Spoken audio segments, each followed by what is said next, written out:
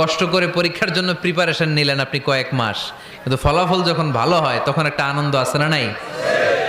সারাদিন রোজা রাখলেন রমজানে, কি কষ্ট, তৃষ্ণায় গলা ফেটে যায়, কিন্তু ইফতারির সময় যখন রুহ আফজা শরবতটা খাই কেমন লাগে?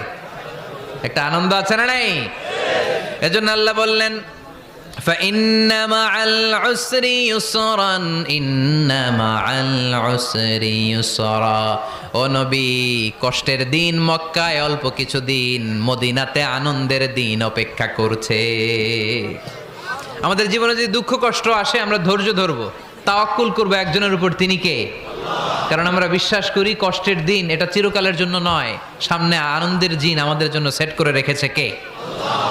তাহলে আমরা সূরাতুল ইনশিরাহ থেকে 3টা নেয়ামতের বর্ণনা শুনলাম, বিশ্বনবীকে কি সান্ত্বনা দেয়া হলো সেটা শুনলাম। এবার 2টা গাইডলাইন শুনে তাফসীর